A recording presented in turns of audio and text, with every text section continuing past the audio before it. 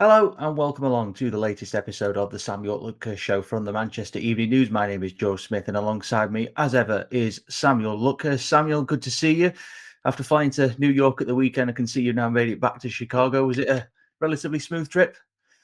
New York Minute. It, it was. There was a little bit of drama yesterday morning. I was having breakfast with James Ducker of the Telegraph at our hotel in Soho, and we were on a 11:37 flight, but it had been delayed a couple of times. I think three times in the end, and it got delayed to 2:12. And so we just thought, pushing back our departure time. The Holland Tunnel's quite nearby to get to Newark Airport. And then at 10:45, another update arrived and it said, "Sorry about all the inconvenience. Your flight is now scheduled to fly at 11:50," which gave us 1 hour and 5 minutes to get on the plane. So, needless to say, we requested the check quite swiftly. Um, got an Uber, fortunately, very quickly. The Uber driver was pretty much there already and lucked out in terms of getting us. He did a very good job getting us there in time. We asked TSA if we could just jump the security line politely because of the circumstances. Fortunately, the woman was very helpful and allowed us to got through security, and then it turned out that the departure time had been pushed back to 12:30 again. So I was anticipating a Home Alone style um, remake of us dashing to the gate and trying to make it in time. And Simon Stone of the BBC, he was staying a little bit nearer to Newark Airport, and I told him, if you get through ahead of us, please stand on the runway and stop the plane from taxiing down the runway. But in the end, there was actually no drama. It felt like there was going to be drama, but that is proof that certainly on a Sunday morning, if you want to leave as late as possible to get to Newark Airport, I think you can just about do it. Although I wouldn't advise it. It's not great for the heart. Well, these tours are they're not without its moments sent to test you, Samuel. Obviously, the baggage issue last week when you first flew out, but at least you've made it back to your main base in one piece. But I'm almost like United. I don't make it easy for myself, but I get it done in the end. Like the classic United of the 90s or the 2000s. There's always a bit of drama, indeed. rubbing off on you. That's what it's Yeah, doing. But indeed. before we move on and talk about the football, we obviously must offer a shout out to our podcast sponsor, which is Saily, which is a brand owned by NordVPN. They are a new eSIM service app that you can use abroad if you're in desperate need of an internet connection. You can download Saily in your app store and use code Manchester at checkout to get an exclusive 15% off your first purchase. For more information, please go to our description box. So moving on, Samuel, as we've just been talking about there, you've been doing a little bit of flying around in the US over the last few days. And the reason for that was because United had their tour opener on Saturday evening for you. It was the early hours of Sunday morning for us back home, where they beat West Ham 2-1 at the MetLife Stadium in New Jersey. Generally speaking, pre-season caveats apply, of course, but it was quite a solid workout for United. I thought they played quite well. They did. They were very impressive. Certainly in the first half, you could possibly extend that to the first hour. I thought it was a good sign that the starters played 65 minutes. That's pretty much unheard of in an opening pre-season tour game. I'm not too sure the last time that have happened. Just racking my brains, maybe 2015 under Louis van Gaal, but I can't be absolutely certain of that. And Van Gaal was very much picking a team as far back as that first preseason friendly. I think Morgan Schneidling scored the only goal on his first game, but he was looking at a team that could start the season, and I think that team, by and large, it may well have been maybe one, or with the exception of one or two players, because I think Phil Jones got injured, of course. I think it was pretty much the team that started the season, because he had he had the majority of players in place that he wanted. And looking at that team on Saturday, certainly I felt that the majority could or should start against Arsenal in just under 3 weeks' time. When I asked Amorim about that at the press conference afterwards, he rather downplayed it. But realistically, I think looking at that side, the majority of them have got a very good chance, at the very least, of starting when the competitive action begins. And the fact that they could play for more than an hour, bodes well, because that would indicate that they're fitter. I think they certainly looked a lot fitter and sharper and brighter than West Ham United. They should have scored more goals with the starting players on the pitch. That's maybe the one thing that you would flag. If somebody say had excuse me had not watched the game, they got up on Sunday morning, checked the score, saw United won with 2 goals from Bruno Fernandes, they might be thinking, well, it's another case of Fernandes papering over the cracks, and it wasn't the case because United was so enterprising. And when you play as well as they did, there are always going to be a number of individuals who stand out, and that was clearly the case. But the, obviously, in the first half, the only goal was a penalty.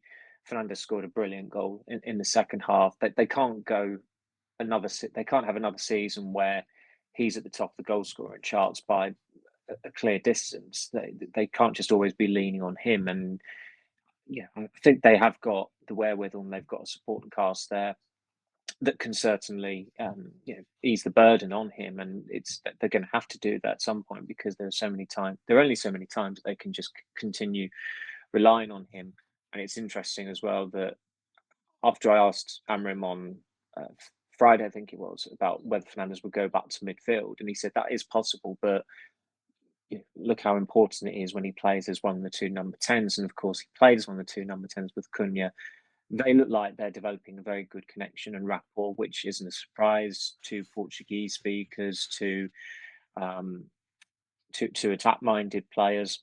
I think Cunha must absolutely buzz off the fact he's playing with Fernandes. I think Fernandes must buzz off the fact that he's got one of the best playmakers in the Premier League in the past couple of years to help him out as well. It's a very different dynamic to, you look at the Europa League final, and one of the 2 playmakers was Mason Mount, who I still have severe doubts about whether he will actually come good at United. And as I've said on a number of occasions, I've gone on record saying, if you like, that he's a player that they should just not have signed, not just for his skill set, but it's a personality thing and other aspects as well.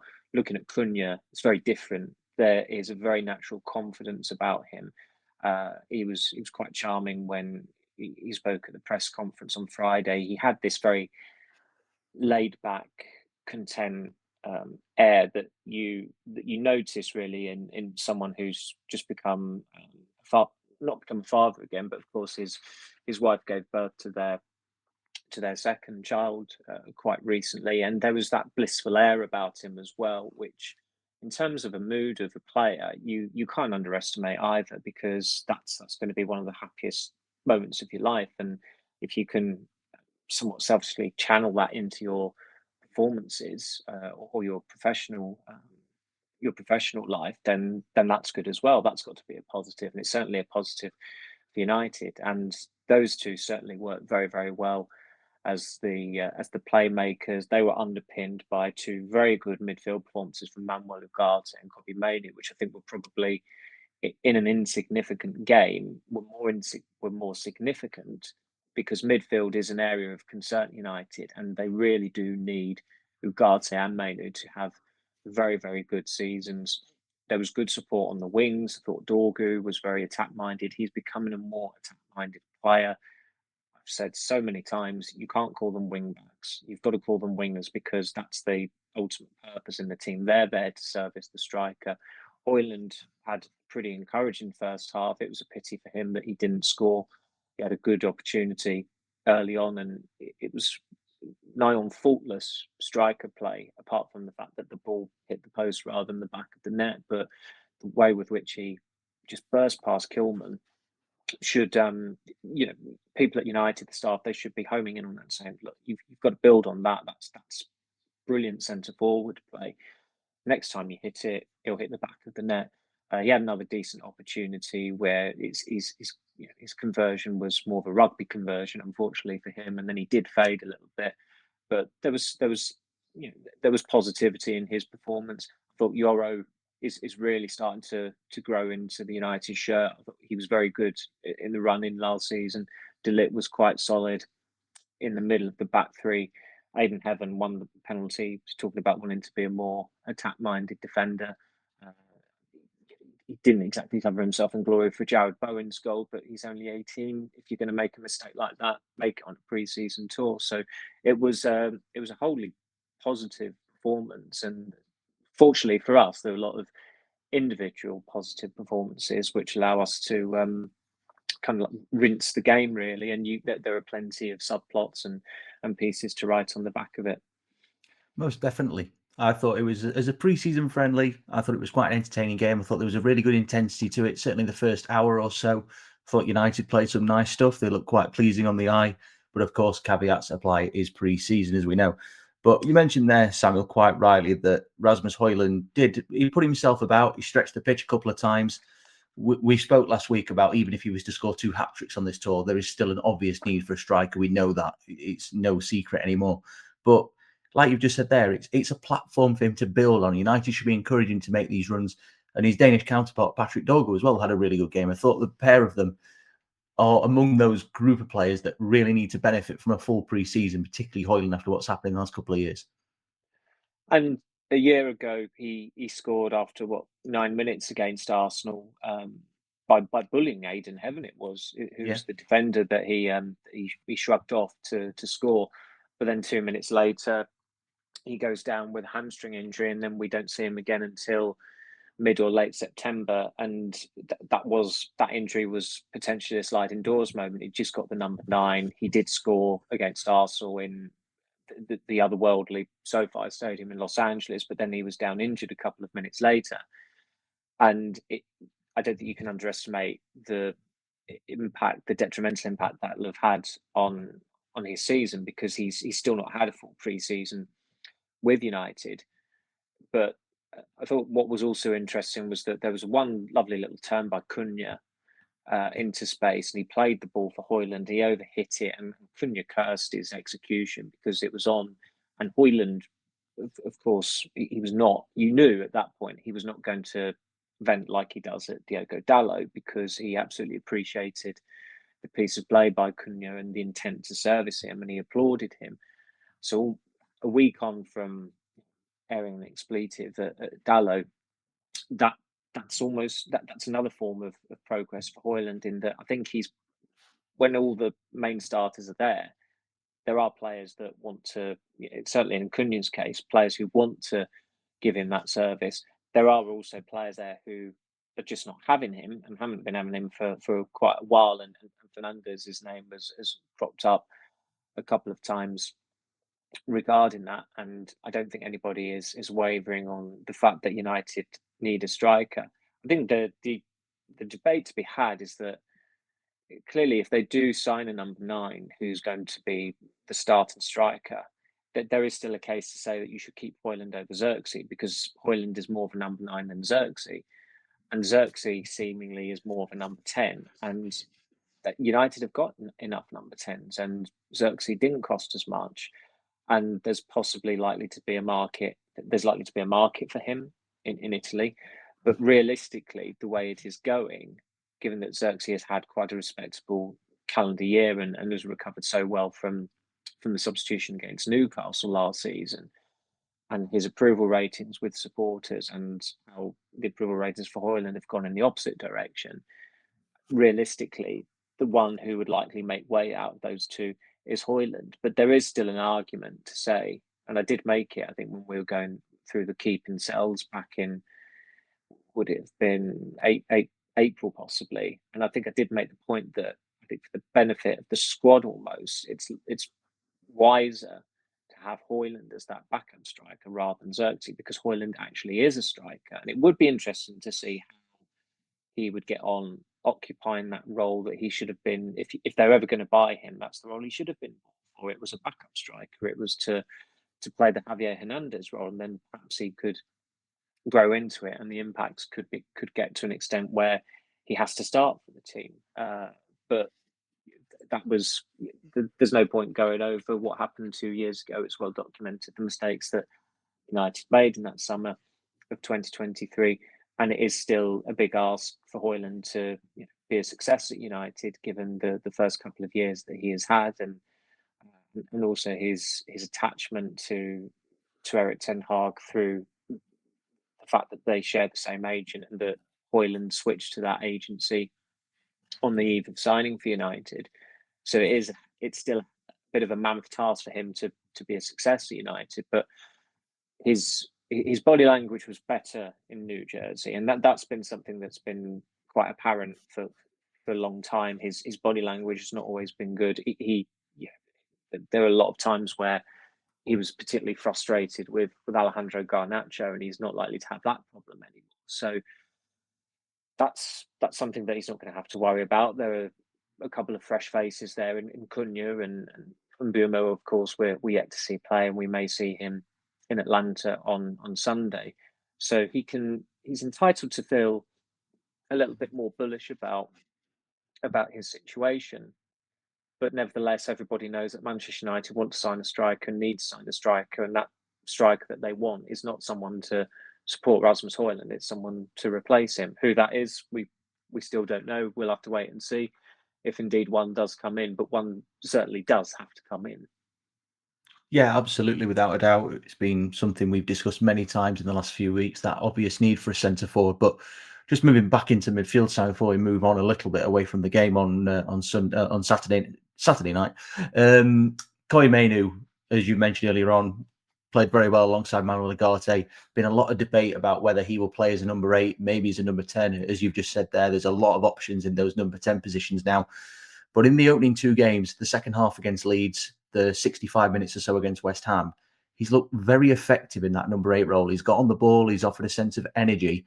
And between him and Manuel Ugarte, there's been quite a solid balance between the pair of them, I think.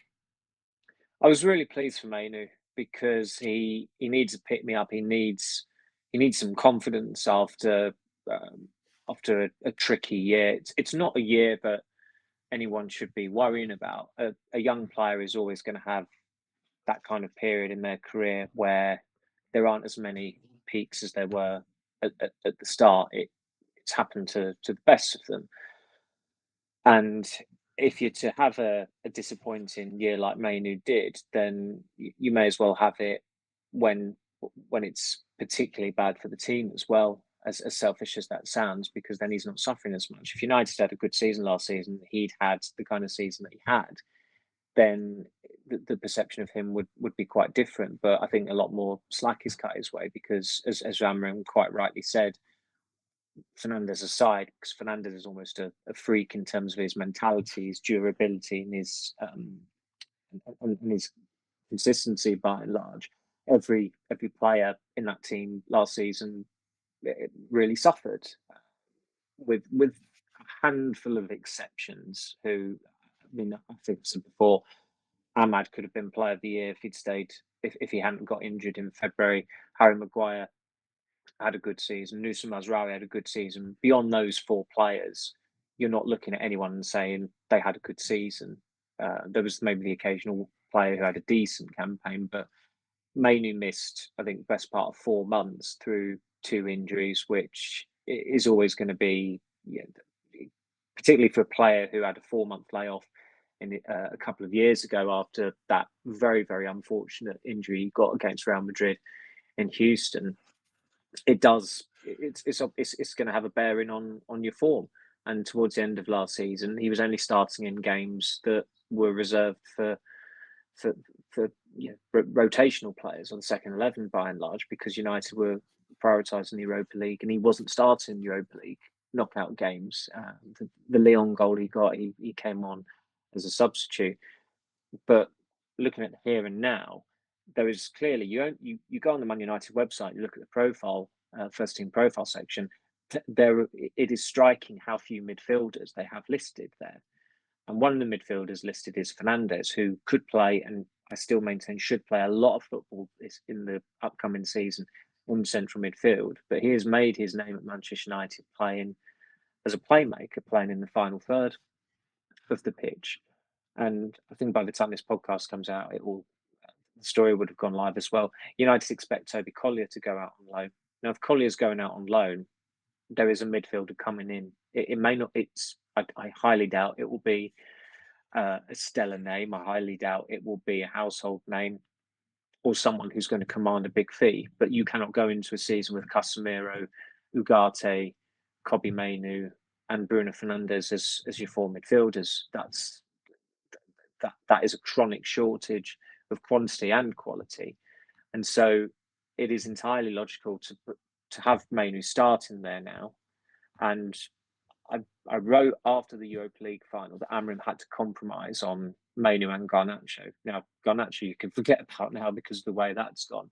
But the compromise is that you've got a brilliant talent there in Mainoo. Yes, there's an issue with him not signing a new contract, declining that initial proposal. But I maintain he's still one of the most talented, most rounded midfielders aged under 21 in Europe. And you can't just discount him because he doesn't necessarily fit in with the system. Try and make him fit in the system. Try and make him work, because another club will make him work, and you'll have had your pants pulled down over it because he's that good a player. And it'll be a wrench for people at the academy that Garnacho is likely to go, given that they've overseen his development for 5 years. But it is very different with Garnacho. He hails from Madrid, not Manchester. Even when I watched him during that Youth Cup run and at the start of his United career, I think some of us joked like he's got "I want to go to Real Madrid" written all over him at some point in his career. He didn't strike you as someone who's going to be at United for the rest of his career, and understandably so, because he comes from a different country, different background, different culture. And for someone born in Spain, born in Madrid, he quite understandably must have been thinking at some point, and must be thinking now, that the possibility of playing for one of the big Spanish clubs is going to appeal to him, and maybe that will happen for him in his career. With Mainoo, purely because he was born in Stockport, it is different. There is that he is literally closer to home. If you're a Man United fan, he was born in Greater Manchester, and in this era where people believe the one club player, they believe that era is over. If there's a club that should rail against it, it is United, because of their academy and the players that they've produced. And it would be a hell of a success story if Kobbie Mainoo played his entire career at Manchester United, and that career could go on for 15 years. He's only turned 20, so that's an exciting prospect. That's a prospect that should enthrall Manchester United supporters and the people at the club. So they've got to make that work, and it did work in that game on Saturday. As I said, I thought he was very intense. His positioning was good. His reading of the game was good. He did very well for Bruno Fernandes' second goal, where he's moved high up into the pitch. He reads where Areola's playing the pass, intercepts it, plays the right pass. Fernandes made a brilliant goal look ridiculously easy, and that's a big contribution for Mainoo. But it was a good rounded performance from him and Ugarte. I thought they complemented each other really well, and I think looking at it, they've only started together in midfield 10 times, which I don't think it's surprisingly low because of what's gone on at United. But certainly when Ugarte came in, everybody would have seen, right, the midfield is Ugarte and Mainoo. But the first time they were paired together was against Tottenham in that 3-0 home defeat. And you knew that day that for everything that had happened in the summer, they were going to change manager quite quickly after that. Because, I mean, there was no way back for the manager anyway. He'd gone past the point of no return in the summer, but Brains Trust listened to supporters and were quite impressionable and made a mistake. It's all well covered. But Ten Hag didn't view Ugarte as Ugarte was not Ten Hag's first choice defence midfielder, so Ugarte didn't start that much under him. Mainoo got injured, and then when Mainoo came back, he's got to play in a new system, 3-4-2-1.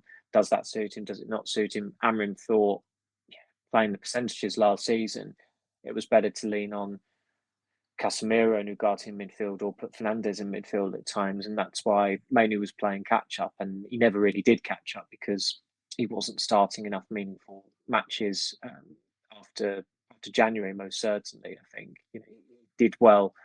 He did well at Anfield, and he did well. I think him and Ugarte started against Arsenal in the FA Cup, and those are the two games you've got to look at from those 10 games they've started together, where they've gone into high pressure situations with a hell of a lot to lose. The Anfield game, it probably shouldn't have gone ahead given the snow outside, but Liverpool quite convinced they just thought, let's get this game on because we're going to tonk these again, like we did 2 years ago, 7-0, 3 years ago, 4-0, etc.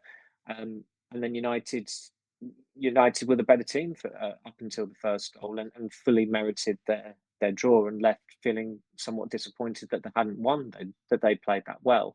And then a week later, in that cup tie against Arsenal, down to 10 men for a long time, it was one of the most rousing away performances from United in recent years, particularly with the backing they had that day. And a big part of that were the performances of Mainoo and Ugarte, and of course those two performances have come under Ruben Amorim. So there's no reason why it can't work.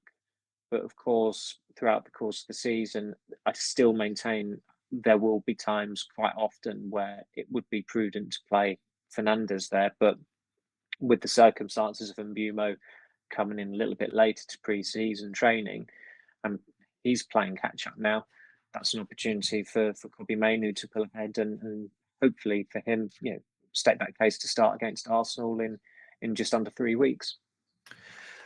Realistically, when you think back to obviously how poor last season was and how underwhelming it was, it's well documented how bad it went, this, that, and the other. There's a real selection dilemma facing the manager here, really, when you think about it. To say they've only brought in 2 new signings for certainly the attacking department anyway, there are so many moving parts with Fernandes' versatility. Mason Mount, obviously, he's still striving for a starting spot as well. There is a lot of competition for places, but that can only be viewed as a good thing, can't it, for Ruben Amorim, really? Well, players are going to get injured, and Yeah.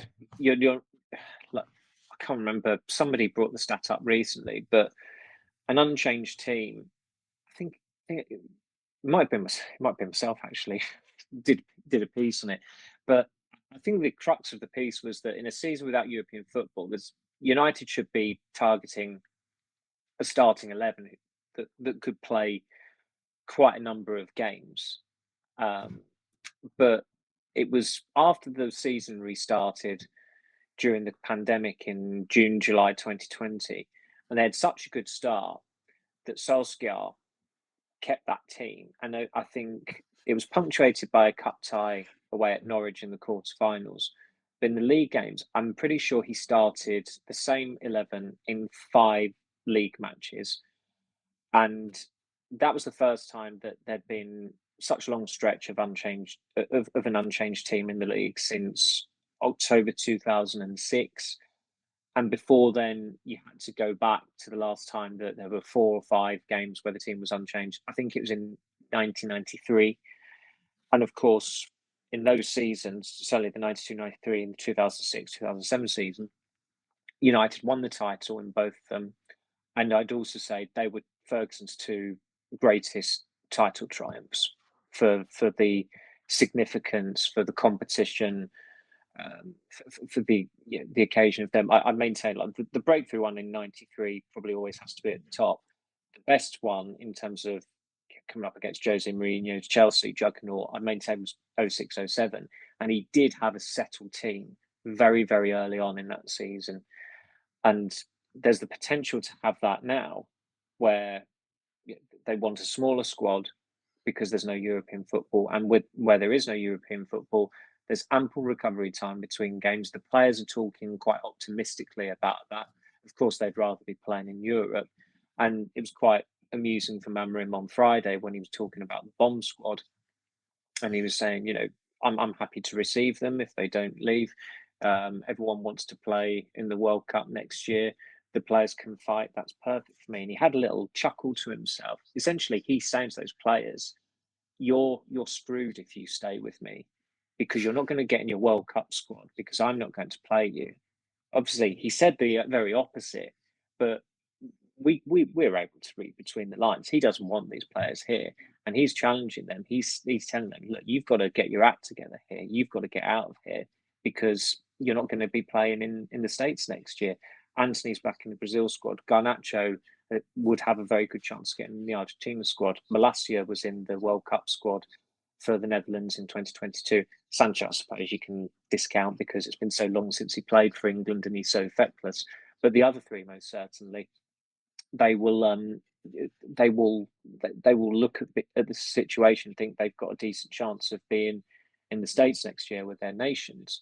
So with that competition that he has at the moment, I think with the two playmaker roles, they've got a surfeit of options there. I think Ahmad is clearly going to be starting the season on the right wing, which reflects well on him because he's the only winger who seems to have survived this transitional period, because Rashford's gone on loan and was bombed out as far back as December. Garnacho's been bombed out. Anthony went on loan in January and he's been bombed out. Sancho, it's scorched earth there. But you could tell from Amram's first game in charge at Ipswich when Ahmad, did he play on the wing? He got the assist for Rashford's goal, didn't he? But he's the one who's got the discipline and the willingness to do it. I wouldn't necessarily say that Anthony hasn't got the willingness to do it, but he's just not good enough to do it. He's not good enough to play for Manchester United. Garnacho and Rashford are players who are good enough to play for United. They have demonstrated that, but they don't have that inclination to track back. And there were attitude issues with both of them. And in the end, they've decided, look, it's better off without them. So there's healthy competition, but they need that. Ultimately, as idealistic as we can talk about first 11 and it remaining unchanged, it's very, very difficult to have the same team playing week after week after week, because just look at history tells us that. And those 5 games where the team was unchanged in the league back in June, July 2020, that in itself you can look at. It's a freakish period, even the time of it with the pandemic. I imagine some opponents might have been quite undercooked, and United did win some of those games at a canter. I remember Sheffield United, that might have been 3-0, Bournemouth 5-2. They won away at Villa 3-0.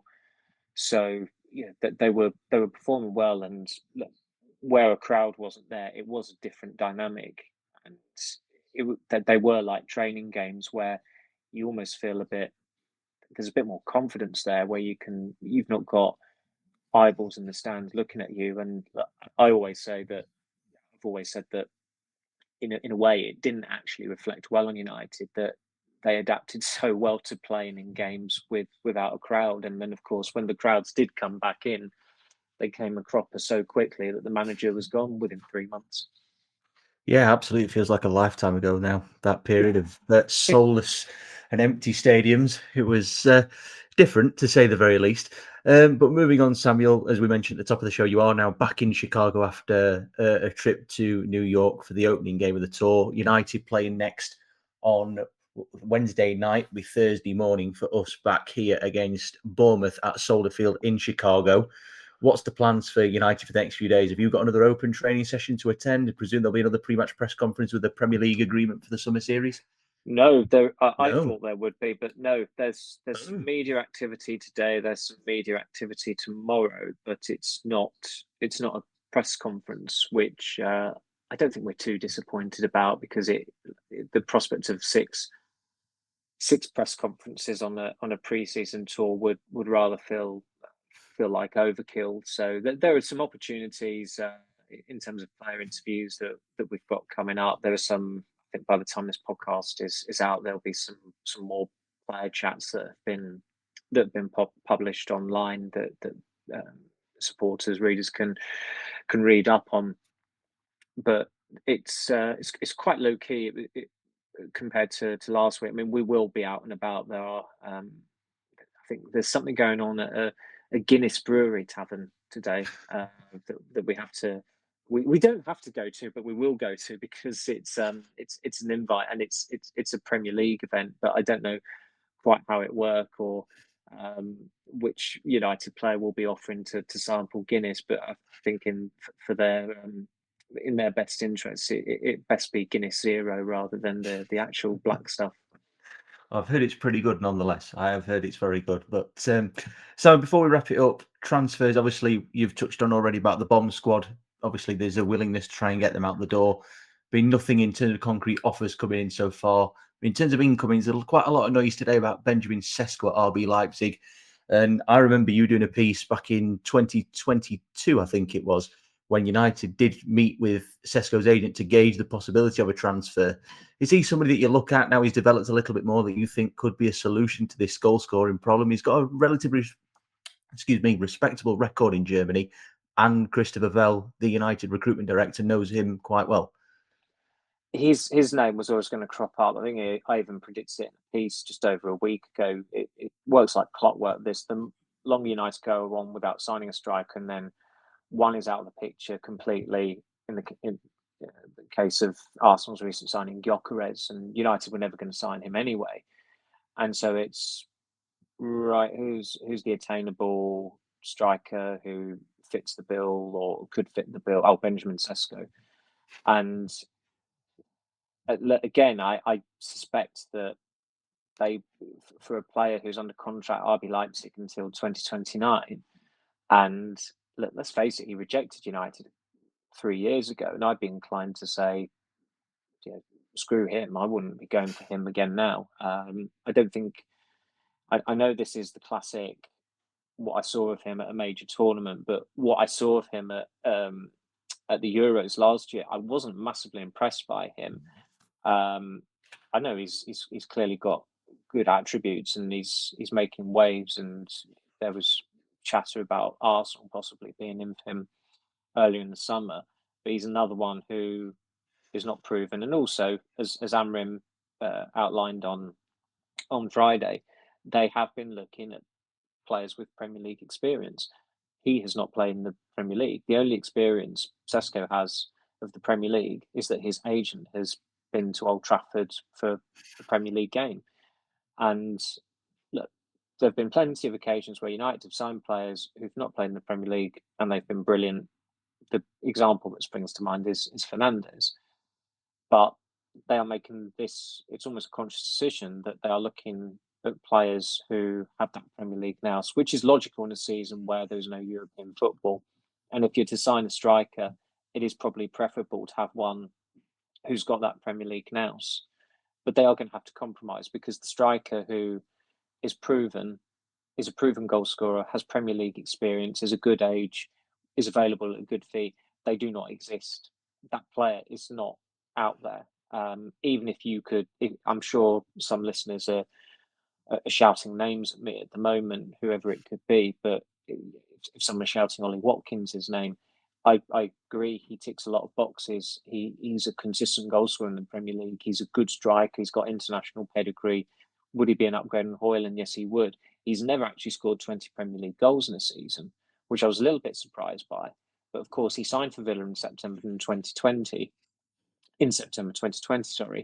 Villa had just survived, just avoided relegation not long before then, and they have got progressively better. So in those first of his 5-year career at Villa, in his first 2 or 3 years, it would have been a surprise if he'd got 20 Premier League goals. And in the past couple of years, Villa have had European football. And of course, as we all saw last year, they did struggle to juggle the demands of the Champions League with the demands of the Premier League. And they were doing very well in the Champions League, to the point they finished in the top 8 of that league format and qualified automatically for the round of 16. But it did come across their Premier League form. And in the end, on the final day, they absolutely bottled it at United in that game at Old Trafford. They were the worst team I've seen. They were probably the worst team I saw at Old Trafford last season, and I saw United 40 odd times. They were that bad. So that's how juggling European football and domestic football can affect good players, because Villa have got a lot of good players. But that's something to bear in mind if they were to go back in for Watkins. But there was a bit of noise about him last week, and then it very very quickly quietened down. Sky Sports News had to remove a tweet or remove a story suggesting that something had happened when it hadn't happened, and then rather sheepishly put a post up saying there had been no contact between Aston Villa and Manchester United over Ollie Watkins, or words to that effect. But Sky don't have anyone on the Manchester United pre-season tour, which is unusual to say the least, and a shame given that they had a great operator in James Cooper for several years, and then Melissa Reddy was doing the tours for Sky, but she's no longer at Sky, which is a pity for them as well. So that's the benefit of having someone on the ground covering Manchester United and having a dedicated correspondent. And there are 10 or 11 outlets out here who have got dedicated correspondents checking in with the club. Absolutely, and you are, of course, one of them, Samuel, and doing a sterling job out there, bringing us up to date with all your insight. I'm trying, and George. knowledge. I'm trying. You're doing your very best, despite all the travel dramas and suitcase issues. You are soldiering on. And on that note, we will mark the end of this episode of the Samuel Luckhurst Show. Don't forget to subscribe to our YouTube channel or wherever else you may get your podcasts from. Also, make sure to leave a like and perhaps a comment as well. Myself and Samuel will be back again later in the week to review the game with Bournemouth in Chicago on Thursday night. So have a great week, and we'll catch you again very soon.